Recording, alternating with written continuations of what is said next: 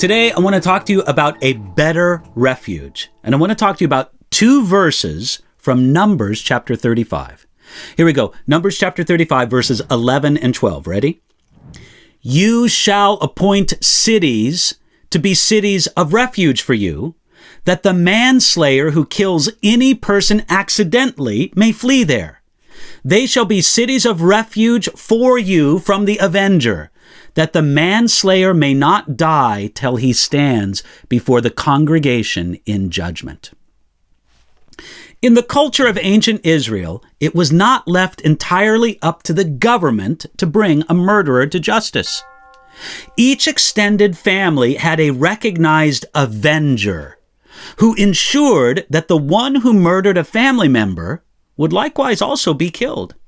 This practice was based upon a correct understanding of Genesis chapter 9, verse 6, that says this: whoever sheds man's blood, by man his blood shall be shed, for in the image of God, God made man. If properly understood, this system was an effective deterrent to murder, and it wasn't a bad institution. Yet the system had a fatal weakness. What if a death was accidental, yet difficult to prove that it was an accident? We can picture the situation easily. Just imagine. Two men are working together chopping down trees, when one man takes a swing of an axe and the axe head flies off and it strikes the other man in the head and it instantly kills him.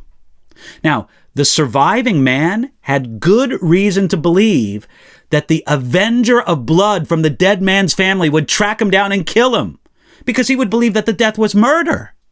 Therefore, such a man was supposed to flee to a city of refuge in ancient Israel. These were appointed Levitical or priestly cities where he could stay safe from the avenger of blood until the issue was settled, and then he could leave the city of refuge safely. For this reason, God commanded that there be 6 cities of refuge, with 3 on one side of the Jordan River and 3 on the other side of the Jordan River. And each of those 3 cities would be positioned as north, central, and south. Deuteronomy chapter 19, verse 3 tells us that proper roads were to be built and maintained to those cities of refuge. You see, the city was no good to the slayer if they couldn't get there quickly. And this meant that the cities were close to everybody, that no one was very far from a city of refuge, which meant a lot if the avenger of blood was chasing you. Now, the scriptures also tell us that anybody, a stranger or a citizen of Israel, anybody who needed to find protection in the city of refuge could. The protection was not limited to the children of Israel. Now, the Bible applies this picture of the city of refuge to the believer finding refuge in God on more than one occasion. Psalm 46 verse 1 says, God is our refuge and strength, a very present help in trouble.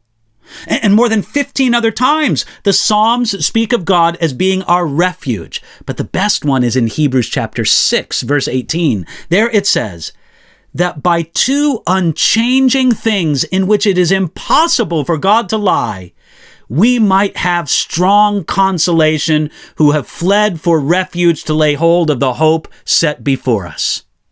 We can run to Jesus for refuge. Listen, both Jesus and the cities of refuge are within easy reach of the needy person.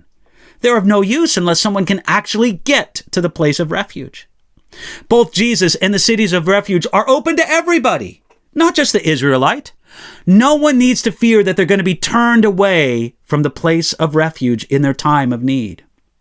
Both Jesus and the cities of refuge become a place where the one needs to live if you're going to find refuge there. You didn't come to a city of refuge in a time of need just to look around. And both Jesus and the cities of refuge were the only alternative for the person in need. Without that specific protection, they're going to be destroyed.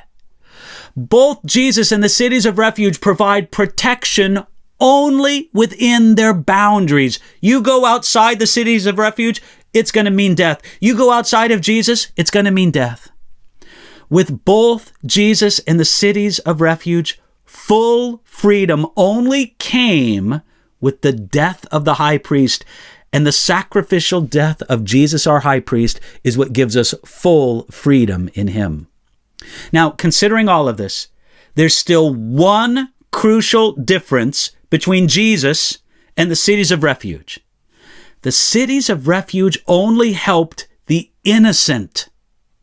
But for us, it's the guilty who can come to Jesus and find refuge.